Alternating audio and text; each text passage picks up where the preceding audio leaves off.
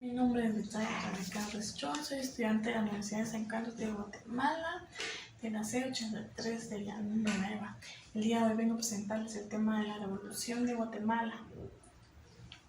Les estaré hablando de los acontecimientos que sucedieron antes, el día y después. Jorge Ubico. ¿Quién era Jorge Ubico? Jorge Ubico fue un presidente de Guatemala que gobernó en 1931 a 1944.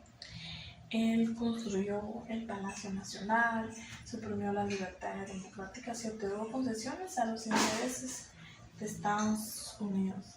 Sin embargo, en el gobierno de él no se podía hablar mal de él, porque él atacaba al pueblo. ¿Y cómo los atacaba? Los mandaba a ejecutar, los mandaba a prisión si el pueblo hablaba de él, ¿verdad?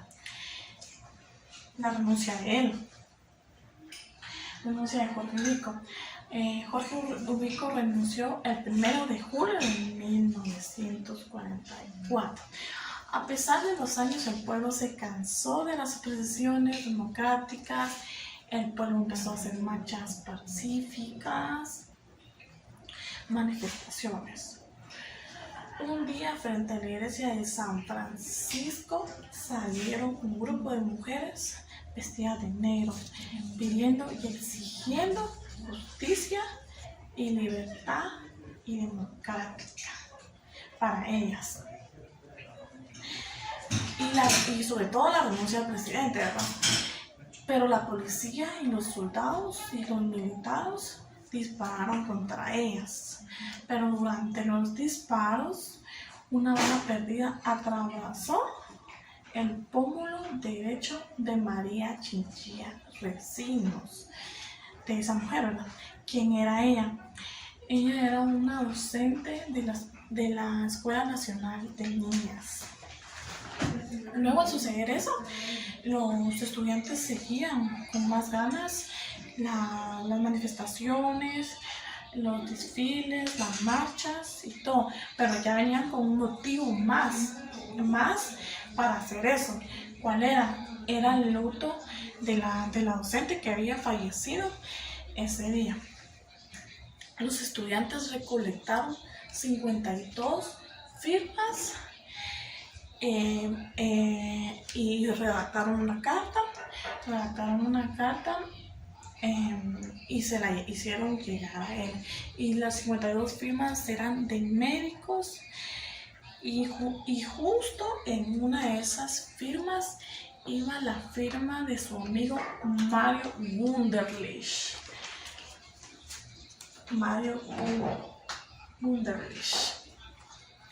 Luego de eso, él entró en una depresión, ¿verdad? Por el motivo de que él vio que la firma estaba de su amigo, ¿verdad? Al ver eso, entró en una depresión y él renunció el 1 de julio de 1944 y dejó a un político militar. ¿Quién era ese político? Era Federico Ponce Páez. Él tomó la presidencia después de la renuncia de Jorge Ubico, dada el 1 de julio de 1904, y el 4 de julio de 1944 toma el cargo del Estado, ¿verdad? Él tomó la presidencia y tenía el deber de llamar elecciones, las cuales no se hicieron tampoco, ¿verdad? A causa de eso se dieron problemas, porque él venía con las mismas intenciones e ideas que Jorge Ubico. El día de la revolución, a lo que queríamos llegar. El 20 de octubre de 1944, tras 109 días en el poder de Ponce Páez, su gobierno fue derrocado por el pueblo en armas y apoyado por los militares. ¿Por qué? Porque él gobernó solo 109 días. Justo en eso se organizó una revolución comandada por el ciudadano Jorge Garrido y militares Francisco Javier Arana y Jacobo Arbenz Guzmán.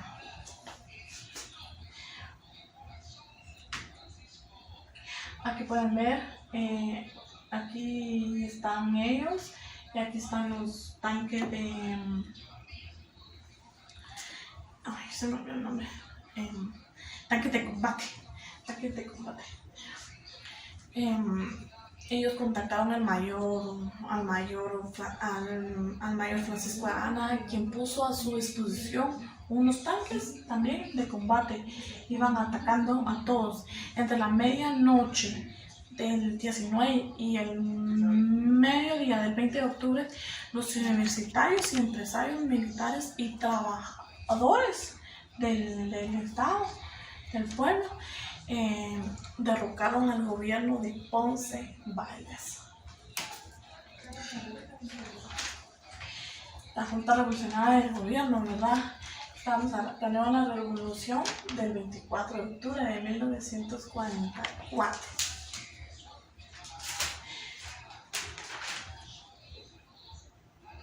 Las personas que participaron en la revolución salieron desde la Guardia de Honor para el Palacio Nacional. Después de que derrocaron a Ponce Báez, surgió la Junta Revolucionaria, conformada por Jorge Torriello, Javier Arana y Jacobo Arbenz. Poco después de las elecciones convocaron elecciones donde salió ganador Juan José Arévalo. Él tomó la presidencia el 15 de marzo de 1941. Juan José Arévalo fue un Ecuador y político guatemalteco. Obtuvo en 1934 el doctorado en Filosofía y Ciencias de la Educación en la Universidad Nacional de La Plata en Argentina. En 1944 fue electo el presidente de Guatemala de 1945 a 1951, tras la Revolución del 94, siendo el primer presidente popularmente electo. ¿Lo pueden ver? Los logros de su gobierno de Juan José Arévalo fueron: creó el Código de Trabajo, creó el Instituto Guatemalteco de Seguridad Social llamado IX, creó el Instituto de Nutrición de Centroamérica y Panamá, INCAP, fundó la gloriosa Facultad de Humanidades de la Universidad de San Carlos de Guatemala.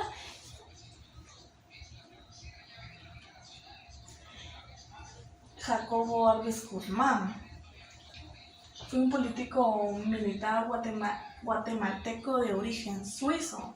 Perteneció al grupo de militares que protagonizaron la revolución también de 1944. Él fue uno de los que estaban junto con ellos.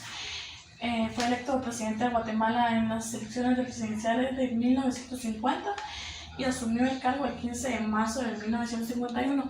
Eso fue lo que sucedió después de la revolución. Los tres grandes proyectos de Arbenz, de su gobierno, fueron la nacionalización de la empresa eléctrica, que era monopolio de Estados Unidos, la construcción de la carretera del Atlántico para romper el monopolio de los ferrocarriles de Centroamérica y de los Estados Unidos, y la reforma agraria. A través del decreto 900 está en beneficio a más de 100,000 campesinos.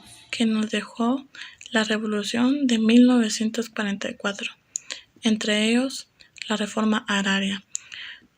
La reforma agraria es un conjunto de medidas políticas, económicas, sociales y legislativas, impulsadas con el fin de modificar la estructura de la propiedad y producción de la tierra en un lugar determinado. Campaña anticomunista y derrocamiento. En 2003, el Departamento de Estado de los Unidos desclasificó una gran cantidad de documentos relacionados con el gobierno arbencista. En uno de los documentos se presentó el reporte que la CIA hizo del gobierno guatemalteco en marzo de 1952. En el mismo informe se reportó que los principales bastiones anticomunistas en Guatemala eran la jerarquía católica, los terratenientes y el fuerte sindicato de trabajadores ferrocarrileros de este sindicato, un número considerable de estudiantes universitarios y miembros del magisterio guatemalteco. Campaña católica de peregrinación nacional contra el comunismo.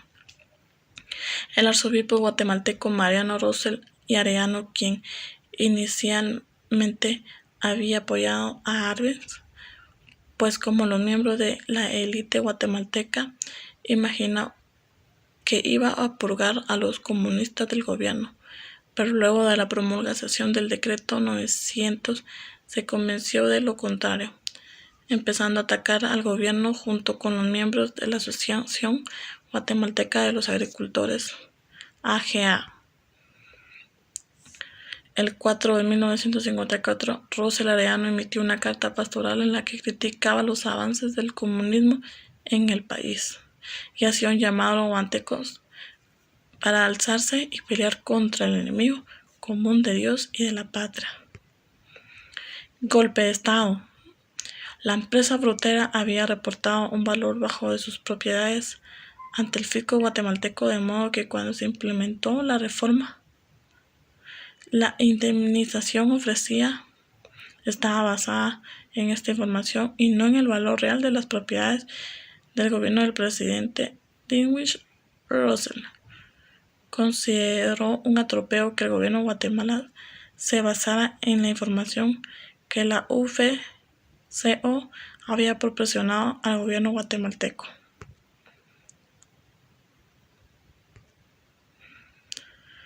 El gobierno estadounidense acusaba a Arbenz de comunista por lo siguiente: atacó los intereses de los monopolios en Guatemala, alejándose de la línea de gobierno a la que dichos monopolios estaban acostumbrados desde 1901, o sea, de los gobiernos de Manuel Estrada Cabrera, José María Orellana, Lázaro Chacón y Jorge Ubico, y que consistía en utilizar el ejército de Guatemala para defender sus intereses y recurrir a sobornos para mantener sus privilegios. Los miembros de su círculo privado eran dirigentes del Partido Guatemalteco del Trabajo, PGT, que era el Partido Comunista de Guatemala, entre ellos José Manuel Fortuny. Castillo Armas. El día que murió el líder soviético Joseph Stalin, el Congreso de la República de Guatemala observó un minuto de silencio. El ambiente marxista que se vivía en los Estados Unidos luego de la Segunda Guerra Mundial, la labor del personero anticomunista del Departamento de Estado, John Peurifoy, quien fue nombrado como embajador de Estados Unidos en Guatemala entre noviembre de 1953 y julio de 1954, coordinó el apoyo de la CIA al movimiento de Castillo Armas. Tras su salida de Guatemala, Arbenz se exilió en Checoslovaquia, la Unión Soviética, China y Cuba, todos ellos países comunistas, ya que ningún otro país se atrevió a recibirlo. Contrarrevolución.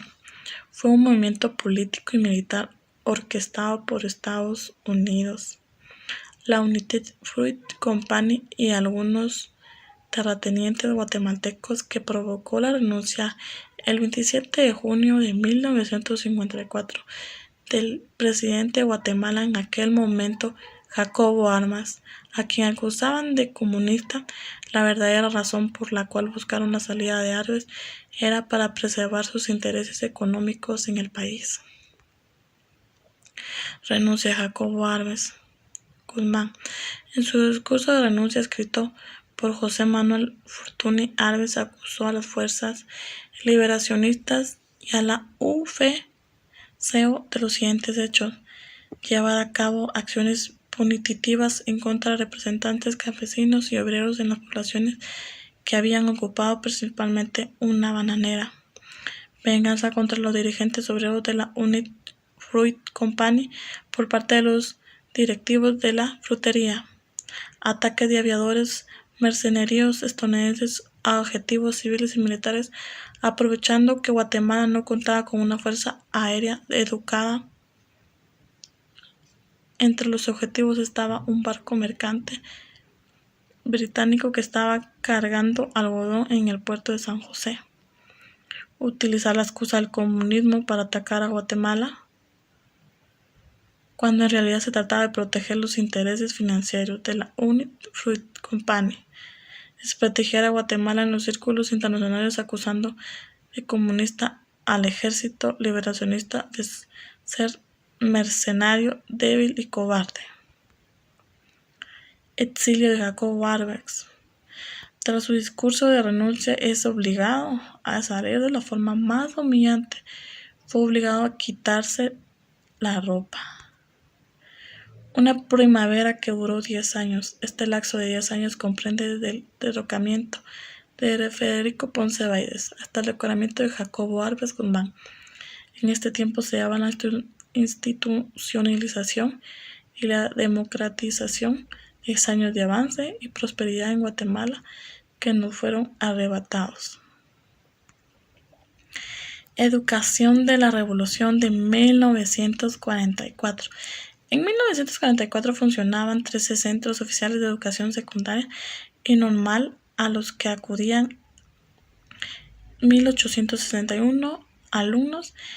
En 1954 el número de escuelas había ascendido a 22 y el número de alumnos se elevó a 7.098, un incremento del 281%.